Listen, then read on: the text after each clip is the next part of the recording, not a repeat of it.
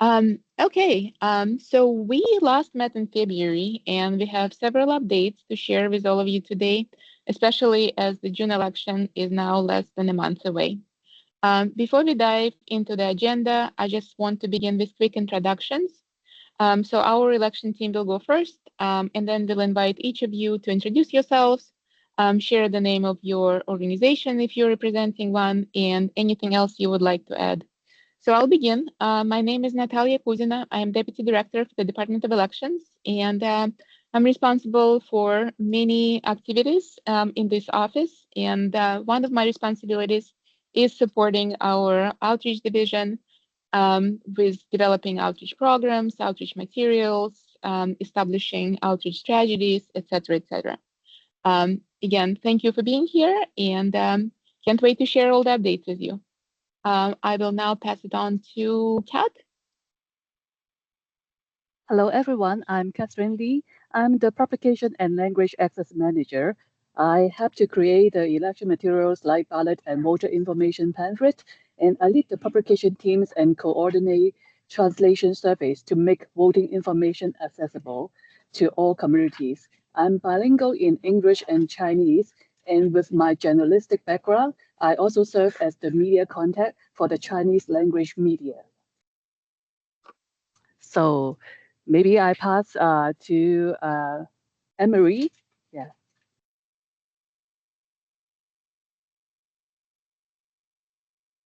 Anne-Marie, you're muted.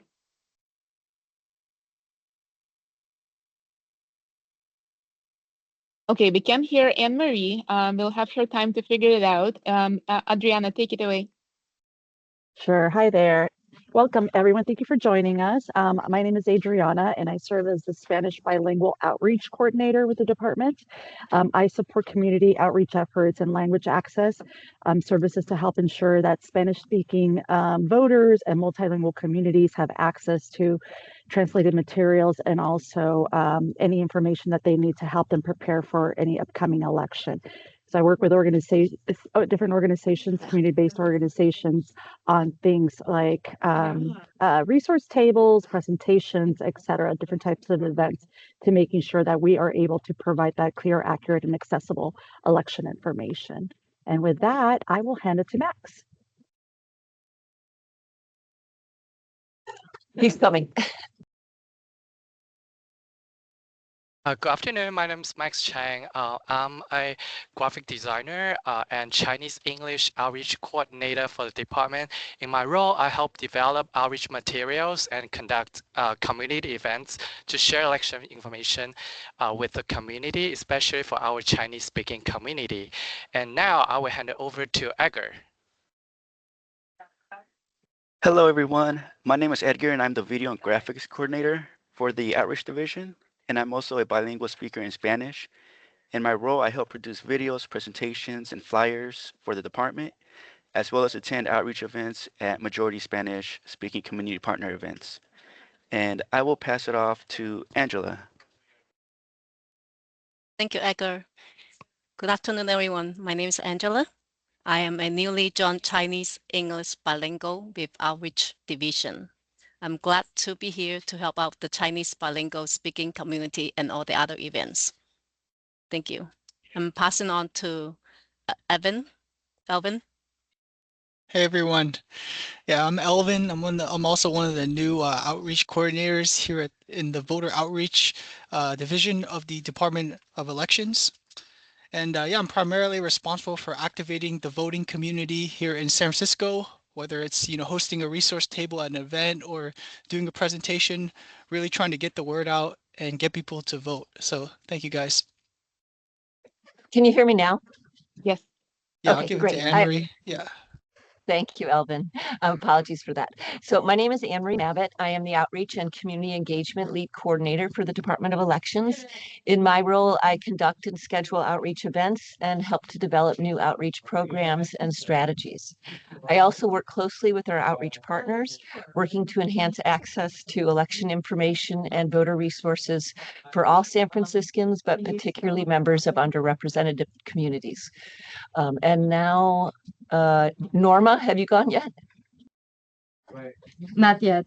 Thank you, Anne-Marie. Good afternoon, everyone. My name is Norma Agustin. I work as HR analyst for the Department of Elections. My primary role is to provide support in the personnel and payroll division of the department. However, I'm also bilingual in English Filipino, and so I provide translation support, proofreading support in Filipino, and provide additional assistance in our language access line. And I'll pass it back to Natalia. Thank you.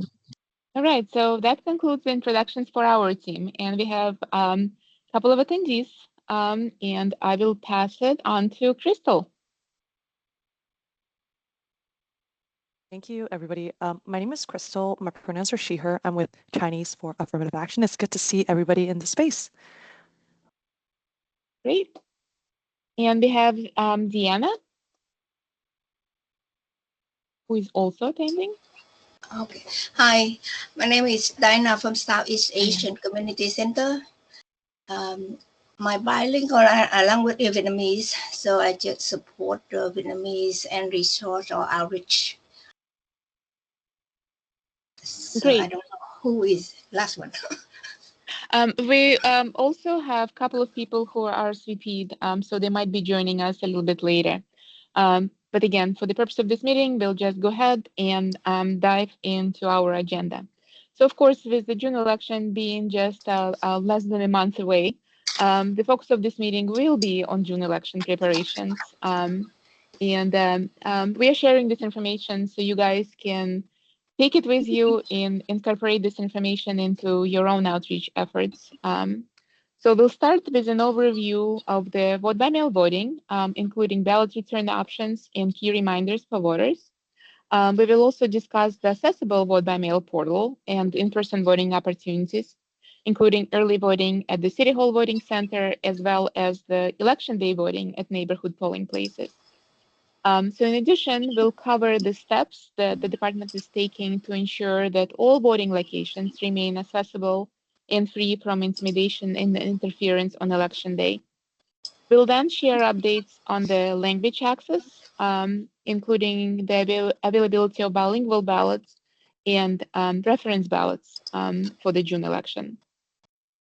We also provide an update on our poll worker recruitment efforts, including the number of bilingual poll workers we recruited to date.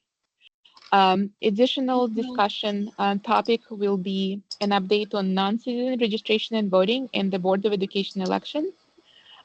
We will then open the floor for discussion related to our outreach survey that we've shared with all of you prior to this meeting. And we'll close this meeting with information on how community members can observe election processes, along with the schedule of our remaining LAAC meetings. So we have a fairly packed agenda. So I'm just going to go ahead and start with the vote by mail voting. So for some of you who are voters of San Francisco, you probably already received your vote by mail ballot packet last week. So that's when the department started mailing vote by mail packets. Yes, so I see Crystal. Crystal got hers. So yes, so the ballots have gone out, and each vote by mail packet contains a bilingual two-card ballot that corresponds to the voter's language preference on file, as well as an instructional insert with an I voted sticker and a postage paid return envelope. So voters have several options for returning their ballots. They can mail their ballots, drop the ballot off at one of the city's 37 ballot drop boxes allocated across the city, or the City Hall Voting Center. And of course, people can also choose to return the ballot in person to any of the 501 polling places that will be open on election day. So with the vote by mail voting, at all of our outreach events, we continue to emphasize a few reminders. And these reminders really ensure that every vote cast by mail can be counted. So we also encourage you to take these reminders with you. And if you're conducting outreach to your communities, please share them with your constituents as well. So the first reminder is marking your ballot. After marking your ballot, ensuring that you sign the return envelope. And because without that signature on the return envelope, we cannot count the ballot. And an additional sub-reminder is that the signature on the return envelope um, should compare to the signature in the voter's record, because that's the process that we are allowed to follow by law. So when we receive a returned vote by mail packet, we compare the signature on the envelope with the signature on file for that voter, which helps us establish the identity and ensure that it's a legitimate vote. So again, remembering, sign the envelope and ensure that you sign the envelope with the signature in your voter registration record that compares to a signature in the voter registration record. And if a voter signature changed for some reason, right, aging, maybe some kind of physical limitation or whatever it might be, people can easily update their signature on file by re-registering to vote. So another important reminder is to return your ballot as soon as possible. This ensures that the Department of Elections receive that ballot on time and can count it. With some of these, postal delays and some concerns about postal office, if you're mailing your ballot on election day, we strongly encourage people to take the ballot to the USPS counter and request a manual postmark. And the reason for that is ballots placed in the USPS box on election day, they may not be collected or postmarked until the next day. And of course, a late postmark means that that ballot cannot be counted. So that's why we strongly, strongly encourage people to take the ballot to the USPS counter and request a manual postmark. And again, that will ensure that the department is in receipt of the ballot and that ballot can be counted. And another important reminder is also about our wonderful tool that we have on our website. It can be accessed at sfelections.gov/voter portal, and we'll take a look at this tracking tool just in a minute. But we encourage people to track their ballots from the time that they're assembled and mailed up until when the department receives that ballot and counts the ballot. So now let's take a look at our ballot tracker at sfelections.gov/voter portal. Let's go there. Okay, so here we are. So this is our voter portal. Again, if you guys have not had a chance to navigate through this portal, I strongly encourage you to do that. It's a great tool and it provides a lot of election-related information specific to the voter. So here, to log into the voter portal, a person can just simply enter their house number, zip code, date of birth, and click on submit. So on the left-hand side, so we have various tabs that provide information about that specific voter's record. But for the purpose of this meeting, and since we're talking about tracking your ballot, we're just going to go to the fourth tab. And here we have the tracker. So through this tracker, people can follow the path of their ballot through the 9 steps from the time that the ballot was placed in the vote by mail envelope, then mailed to the voter, then received by our department, then by when we verify the signature on that ballot, open the ballot, extract the ballot cards, and finally count the ballot. So here we see that for this specific voter, the ballot was delivered to them, and that's why step 4 is highlighted in green. This person has not returned their ballot yet. So that's why we don't see any information in steps 5 through 9.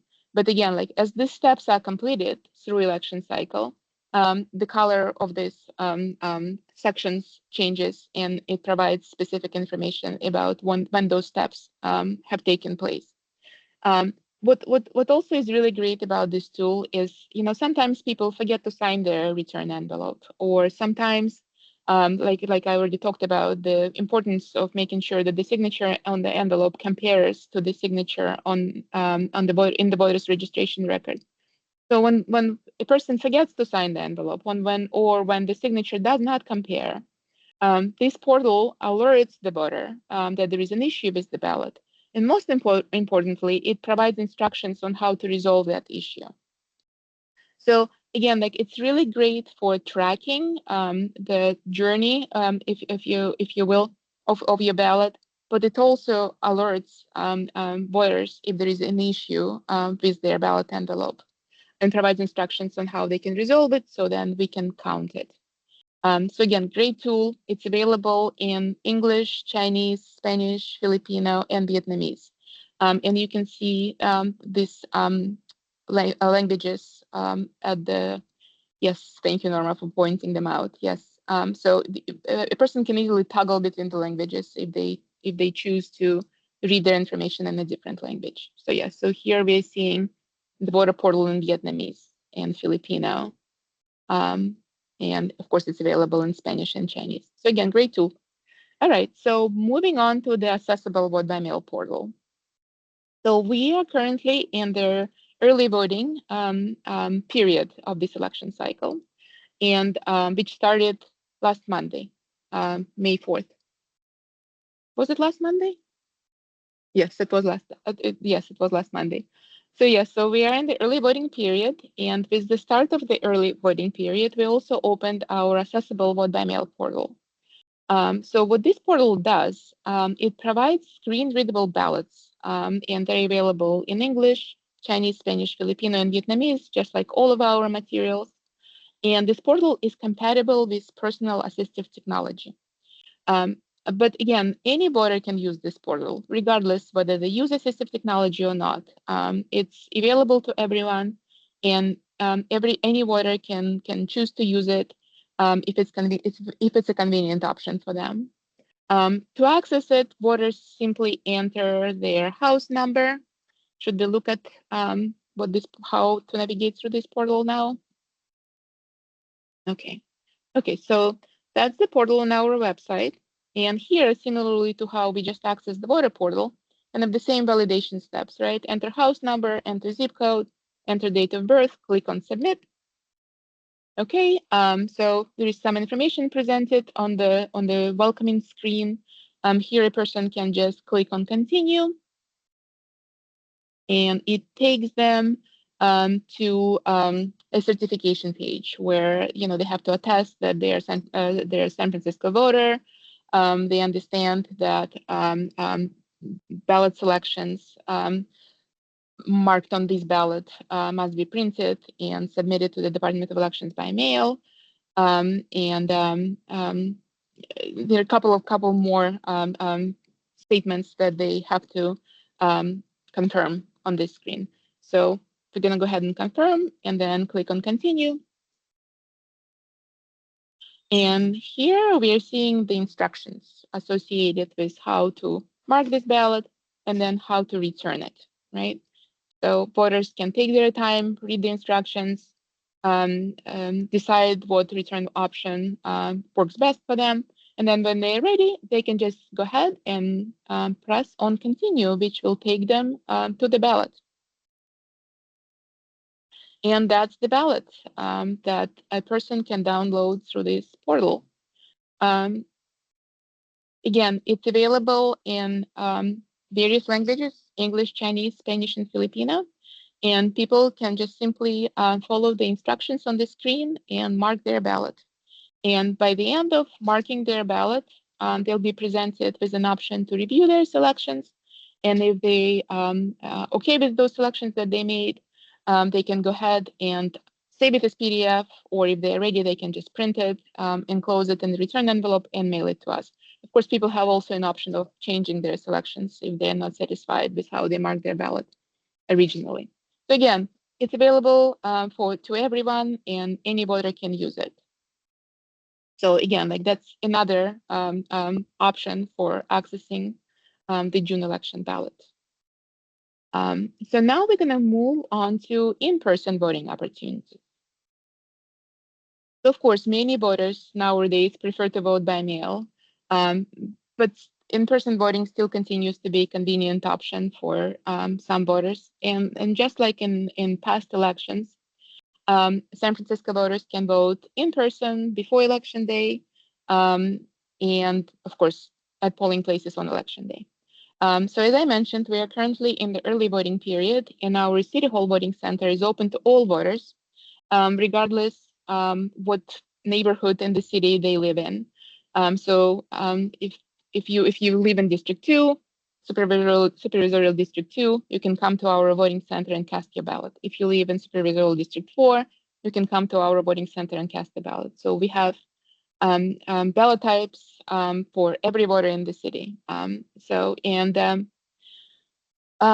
Just like in past elections, the early voting at the City Hall Voting Center will be available through Election Day, and our hours are 8 to 5, Mondays through Friday, except we will be closed on the May 25th holiday. The voting center will also be opened on the 2 weekends before the election, May 23rd and 24th, and May 30th and 31st. And on the weekend, we're going to be open from 10 a.m. to 4 p.m. And of course, on election day, we'll observe the same voting hours as polling places throughout the city, 7 a.m. to 8 p.m. Again, it's a convenient option that allows people to choose when it's the most convenient for them to vote. Again, we encourage people to come to the voting center and cast their ballot early when there's still no lines, and you can essentially walk up to our ballot issuing counter, get the ballot, go to the voting booth, cast your ballot, and submit it into a drop box that we also have available at the voting center. It's a very convenient option. So, in addition to the City Hall Voting Center, we also offer in-person voting at polling places. And on election day, June 2nd, there'll be 501 polling places open across the city from 7 a.m. to 8 p.m. Every election, polling places can change. So we encourage voters before they head out to check the location of their assigned polling place. And it's really easy. To find the polling place, people can look at the cover of their voter information pamphlet that they have also received by now, or they can go online, same location, sfelections.gov/voter portal, navigate to that tab that allows them to look up their polling place, or they can always call our office. So we make it very easy, right? You can check it on the voter information pamphlet, go online, call us, many options. And it's important because if a voter ends up at a polling place that it's not assigned to them, poll workers are instructed to issue provisional ballots in those situations. And with provisional ballots, of course, we review them after the election. And if a voter voted on the contest for which they are not eligible to vote, we cannot count the vote on those contests. So it's really important that people vote at their assigned polling places so that they maximize the power of their vote. And as part of any questions about in-person voting so far? Okay, I don't see any questions.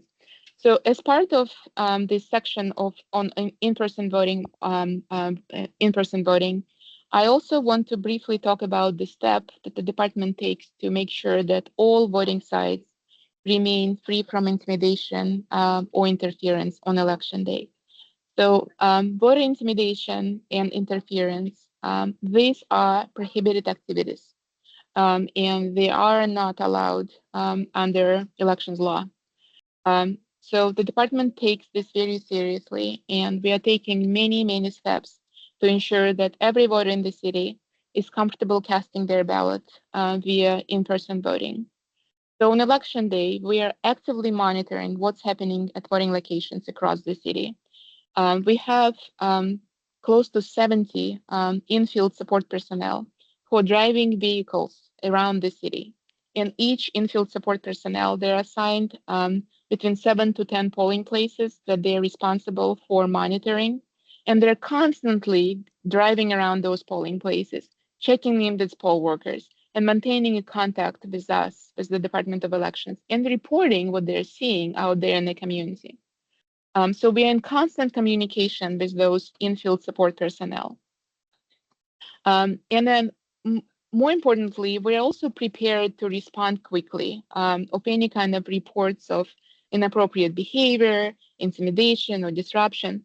So we have protocols in place, and we can assure everyone that if any kind of disruptive or intimidating behavior is reported to us, we will respond quickly. And we coordinate closely, we work closely with state and local partners. And when needed, we can deploy additional staff to support voters, or deploy or collaborate with, like I said, state and local partners that could help us in turn to maintain a safe and welcoming environment at polling places. And of course, if a voter has concerns, if they don't feel comfortable voting at that specific polling place, we can also offer additional or alternative voting options, such as returning a vote by mail ballot to a drop box, or going to another polling place to cast their ballot, or visiting a city hall voting center. So there are other voting options that we can offer if for one reason or another a voter is not feeling comfortable voting at a specific polling place. Another strategy that we employ to ensure that all polling places remain free from intimidation or interference is we provide multilingual notices advising voters on what they can do if they witness or experience voter intimidation. So these notices are multilingual, so they are printed in English, Chinese, Spanish, Filipino, and Vietnamese, and they're posted prominently at every site. And this notices include steps that voters can take to report concerns, concerns or report any kind of intimidating activities that they observed at or around polling places. And this notices also advise voters on how to receive assistance if they observe such activities.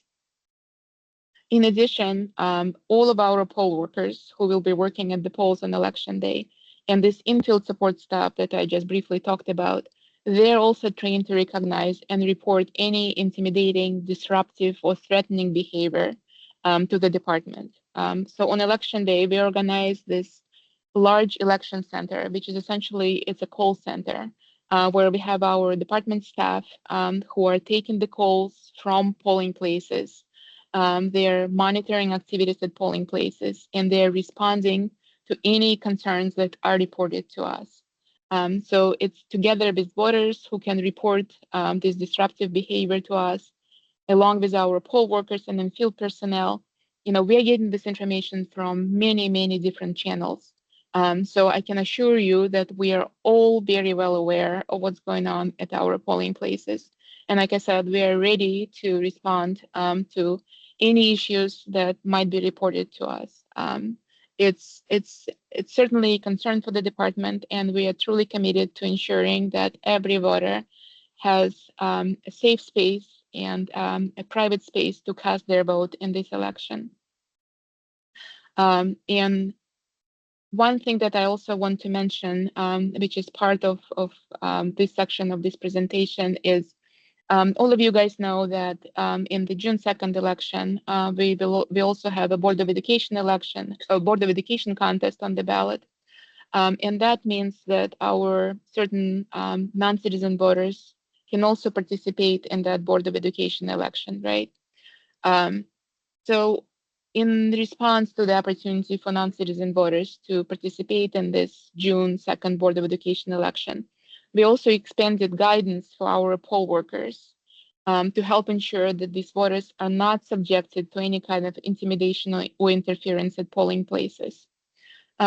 Specifically, we instructed poll workers on how to recognize that behavior, and further, we instructed them that if an individual at a polling place attempts to engage in discussions about non-citizen voting, in some way challenges procedures for processing non-citizen voters, or behaves in kind of like threatening or disruptive manner toward this group of voters, poll workers are instructed to report those interactions immediately to the Department of Elections. And again, we have people who are trained here on staff to report to these specific concerns. And just like I mentioned a few minutes earlier, we are prepared to respond to those concerns. So as you can see, we are just making sure that we have all these channels established between our department and our poll workers, our in-field support personnel, our voters, and we are ready. And again, like I just want to assure everyone that we are ready and we'll do everything to make sure that our polling places remain free from intimidation or interference or any kind of electioneering activities on election day. So before we move onto more highlights of the June election, I'd just like to take a moment and just to see if you guys have any questions about the section that I just covered. Does anyone have any questions? Okay.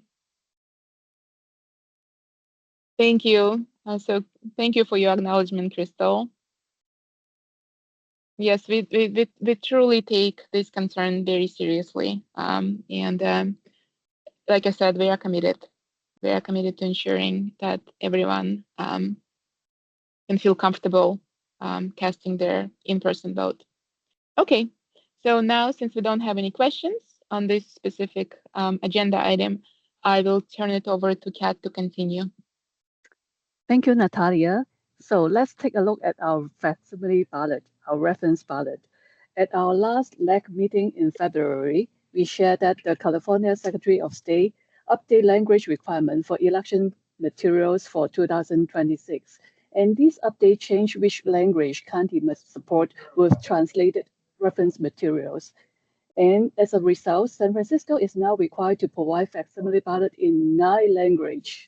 Here are the 9 languages: Bengali, Burmese, Hindi, Hmong, Japanese, Korean, Mongolian, Thai, and Urdu.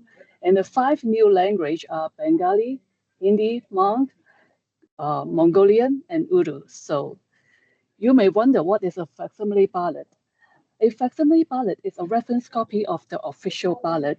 It has the same information as the official ballot, but is used only as a guide. It helps voter understand context and candidate before marking the official ballot in the preferred language. So we have fully implemented all these new language requirements.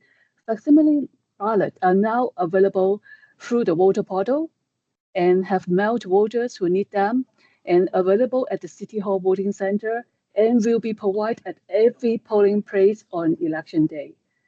Now let me show you where to find the facsimile and other official materials. Let's log into the voter portal again.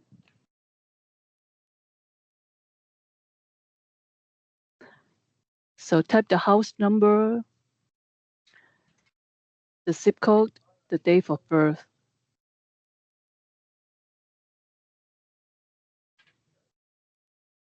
And then hit submit. And this time, we will click on the View My Voter Information Pamphlet and Sample Ballot Tape. So here, you will see a list of election materials prepared by the department, including, from top to bottom, is the voter information pamphlet in HTML format, in PDF format. Maybe we can click on one of the language, Vietnamese, to show our participant these options. Yes.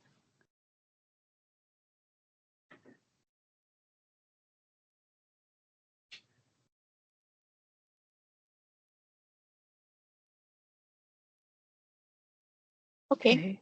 Okay, this is our Vietnamese VIP voter information pamphlet.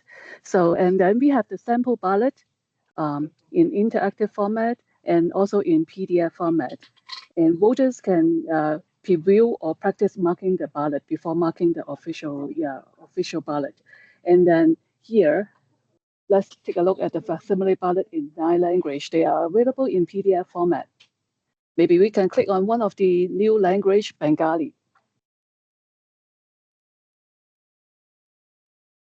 Okay, now you see this is a Bengali facsimile ballot. So, and our registration data shows the community this survey support. We now have Korean being the largest group with over 800 voters requesting this facsimile ballot in their language, and followed by Thai, Japanese, Hindi, Burmese, Mongolians, and Urdu. And Bengali and Hmong currently have no registered voter, but we still provide material as required. So now we know that the facsimile ballot is available in 9 languages. And let's take a look at our official ballot. For the June elections, official bilingual ballots are available in English with Chinese, Spanish, Filipino, and Vietnamese. And Vietnamese is the newly added bilingual ballot options. Although San Francisco is scheduled to certify Vietnamese as an official language in June, that is next month, we are ahead of schedule. Vietnamese has been fully implemented across all elections materials and surveys. And to date, we have 1,850 voters have selected Vietnamese as their preferred language. And Vietnamese support is available through the voter information pamphlet, the website, and we have also a phone line, assisting voter in Vietnamese. The phone number is 415-558-6105. And I have to emphasize that all of our ballot and voter information pamphlet content is translated by certified professional translator through our vendor, and then followed by a multi-step review by our in-house team to verify accuracy, clarity, and cultural appropriateness. And this process ensures every community receives reliable and trustworthy elections information. So, any questions so far? If no questions, let's move on to the next topic, is poll worker recruitment. As mentioned earlier, San Francisco will open 501 polling places on election day, and we need poll worker. We are happy to share that poll worker recruitment for the June election is going well. And at the event we have been attending, we've seen a lot of interest from the community in getting involved and serving as poll worker. Our poll worker team has recruited more than 3,800 poll workers. And we know that not everyone will be available on election day, so we intentionally recruit more than we expect to need. And we also make this information transparent on our website, where you can see a breakdown of bilingual poll worker by language on the e-data page. Let's take a look at the e-data page. So as of today, you see, we have already recruited 3,840 poll worker, and of these 3,840 poll worker, around 1,400 of them are bilingual poll worker, and with the largest group as Spanish speaker and Chinese speaker. And we are always looking to bring more bilingual poll worker to continue expanding our language support on election day. And currently, we are looking for someone who can speak Hmong. And if you know someone who has bilingual skill and is interested in serving their community on election day, please help us to spread the word. Maybe they are not available for June elections. Maybe they will be available in the November elections. So help us to spread the word. And poll worker training for the June elections began on May 2nd and will be complete by May 18th. And poll worker can earn up to $295, and the application is available at sfelections.gov/pw. So, any questions? If there are no questions, I will turn it over to Adriana. Adriana. Thanks, Kat. Thank you. All right, everyone. So I wanted to go ahead and share a quick update on the work, our work to support the non-citizen voters for the June 2nd Board of Education election. So at this point right now, ballots have already been mailed. The voter information pamphlet has also gone out. So the voters that should be receiving all these materials this week already so that they are prepared to participate in this election. So this is anyone that has already registered. So we're really excited about that. And we've also created a dedicated web page that walks through eligibility, how to register, how to vote, and it includes the registration form and step-by-step guides to make sure that the process is as clear as possible and understanding who our target is, right? These are people that English is probably not their first language. So we want to make sure that it is as easy and as clear and really guiding them step by step. And Norma, if you wouldn't mind pulling that page up, that would be great. And we can show you some of the the features, and I'm going to share that link just in case you guys want to go in there and play around with that site as well. I think it's really important, especially for people as yourself that are also helping share that information, to be familiar with what we're able to offer on this page. So if you look, you can see that this is the page that is dedicated for this information. And normally we scroll down just a little bit, you can start seeing, the eligibility for non-citizen voting for Board of Education. You see the registration there. There's a link to be able to register if they haven't already. Norma, would you mind clicking on that just so that we can show them? So the nice thing is that, again, because this is non-citizen voting, we do have it in a large variety of different languages to make it as simple as possible for people to find what they're looking for and make the process as simple as possible in their language. And if we can go back, if we scroll down a little bit more, we also, knowing that this is for just a little more normal, we just wanted to go to the special notice. So again, because this is NCV, we want to be as clear as possible in there it is, the important notice for non-citizens. This is very clear, and this is something that we highlight. We want to make sure that people are aware, again, that the information that they are provided may be obtained by different entities, such as ICE and other organizations. So we want to make sure that that is stated on the site.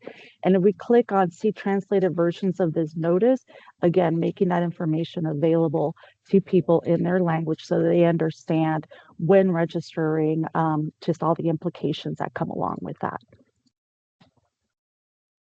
Thanks, Norma. We could go back. And then if we scroll down a little bit, if we stay back on that really quickly, I do want to share, if we go down just a bit, keep going, we want to make sure that you know where you can find the various materials if you are sharing this information with your community. So we go down just slightly more, Norma, and right there, the outreach materials, and we hit the little plus sign. So here you will find for this election a good variety of different materials, outreach materials that you also have access to and can share out to your communities. So again, I left the link on our site so that you can go ahead and get familiarized with it. And again, just a really great resource for the great work that you're doing to also be able to help share this information out to our communities. And then all the way in the bottom, you'll see resources for immigrants. Again, the more information we're able to provide people and make them as prepared as possible if they do choose to register in this election, there are resources that are available to them if they have questions regarding their immigration status and the impact of registering to vote in our Board of Education elections can be and how that impacts their immigration status. So really great source of resources here that are available on this site. And again, I did put that in our chat. So thank you, Norma. We can go back to our presentation. The next page. So in addition to our outreach events, we have been actively sharing information about this opportunity, making sure that when we are out in community that we are answering questions, providing registration forms, helping to ensure that eligible voters are aware of this option and feel informed and supported in participating. And then this year we have a new collaboration that I'm going to hand it over to Anne-Marie, who could speak on that just a little bit more. We're really excited about this collaboration. Anne-Marie? Thank you, Adriana. Yes, we've been really fortunate this year to have picked up some additional outreach partners that have been really wonderful in sharing information with the community. And as you know, Crystal and I'm sorry, I forgot your other name, but the other partner we have in attendance today, you are trusted, reliable sources of information for particularly communities, immigrant communities, and communities who speak a primary language other than English. So we are so grateful for your partnership, and we really appreciate it. This year, in collaboration with the Human Rights Commission, we established a new wonderful partnership with the San Francisco Unified School District Family Liaisons Network to help raise awareness of non-citizen voting in the June 2nd Board of Education election. and inform immigrant parents of their right to participate in this election. Almost immediately after we started this partnership, we had a lot of wonderful outreach from the various family liaisons at the different schools, and we've already had several events out in the schools and been able to connect with the community. So we really appreciate this new partnership. And we, of course, have also continued to collaborate with the OSEA Community Ambassador Team, which has also been a really wonderful partner for sharing information on non-citizen voting with the immigrant communities in San Francisco. If your organization serves potential non-citizen voters, of course, we would be glad to connect and provide any information or support that would be helpful for those community members.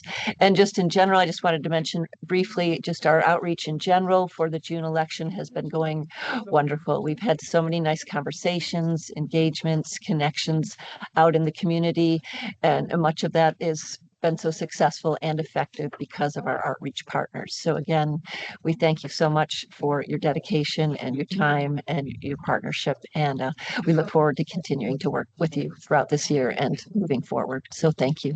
And now I'll turn it back over to Adriana. Thanks, Anne Marie.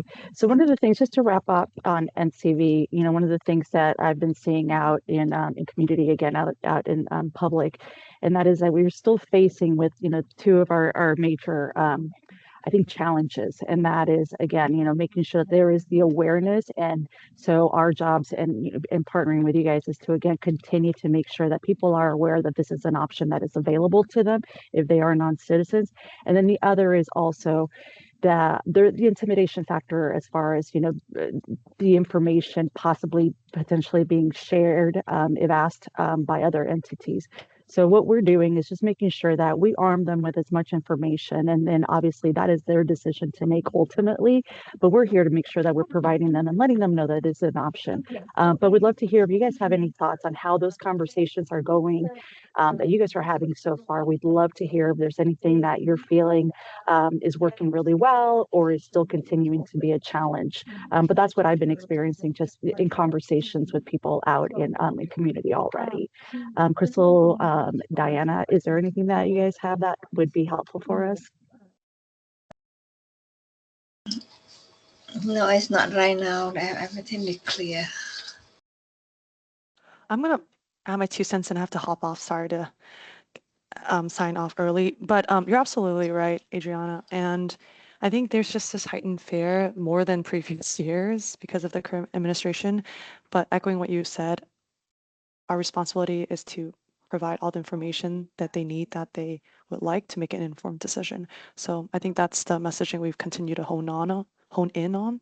And separately, what Deputy Director Kuzina also mentioned, and Anne-Marie in our meeting, is like these protective measures. And there's also vote by mail, so that's another option. Anyway, I think, again, similarly, it's the registering and worries about like personal information. It's always on top of mind.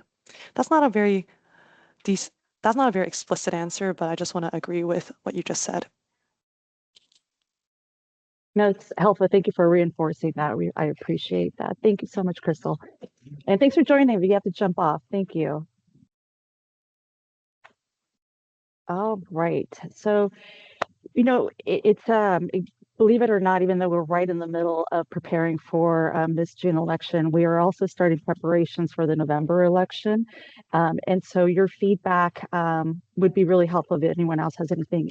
If Diana, do you have anything that would help us guide us in our outreach efforts to ensure that this election information is getting out to the communities across San Francisco? And I know you're the last one on here, so if you have something to share, that would be great. But we can also, I'm going to drop the survey that was included in the invite for this meeting again. So if anyone wants to do the survey, we can get that information collected that way. But we are already at this point of the year already starting our preparations for November. So we hope that you are able to complete the survey. If not, you can always reach out to one of us if you'd rather chat about that, talk it through. So again, always wanted to make sure that we invite you to share any thoughts because your feedback really helps us, and we learn so much from it in preparations for any upcoming election. And if anyone has any questions, Diana, do you have any questions that we can try to help answer for you?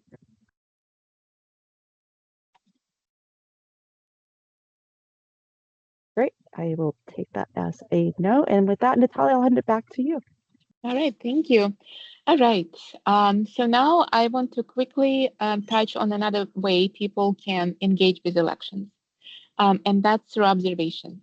So transparency is really at the core of everything the Department of Elections does, and the partnership with our community partners really helps make that visible to our communities. So people are welcome to observe many parts of the election processes, and we make it very easy because people can observe it both in person and online. Amongst those election activities that people can observe are activities such as voting equipment testing, ballot processing, election day operations, poll worker training, and of course, post-election ballot counting and the official canvass. And if anyone is interested in observing those election activities, we have a full schedule available on our website. And it can be accessed at sfelections.gov/observe. So if we can quickly go to that page and we can pull up that schedule, because I just want to show the extent of the observation opportunities that we provide to people. So if we can click on the calendar of observable activities. Okay. So it's a multi-page document and it's organized according to the phases of the election cycle, right? So before election day, we list the activities that the public can observe. Then we also list the activities that can be observed on election day. And then, of course, election day is followed by the observation opportunities after election day. And I also want to highlight that many of these observation activities are available to be viewed online. And again, like I said, we make it very easy for people to engage with elections through observations. So if we take a look at our observation page now, again, it's very comprehensive. It lists all the activities available for public to observe. And for each of the observable activities, we provide a live streaming link. So again, people can come to this page and decide what they want to observe. And if online observation is the option that they prefer, they're more than welcome to do that. You know, we appreciate the public's feedback on our processes, and that's what builds the trust in elections in the community. So we appreciate your help in sharing this information. And like I said, it goes a long way in building awareness and trust in local elections. We're also happy to host the tours for the groups. So we are already working with Crystal Van, who just stepped out of this meeting, um, to set up a tour for her group. So if others are interested, we would be happy to help arrange one for your team.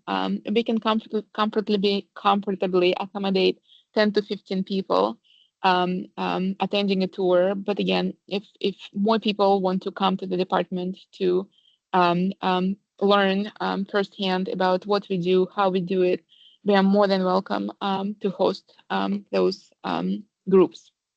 Just contact us and we'll figure out all the logistics and schedules. And this brings us to the end of today's meeting. So we are finishing a little bit earlier today, which is kind of unusual.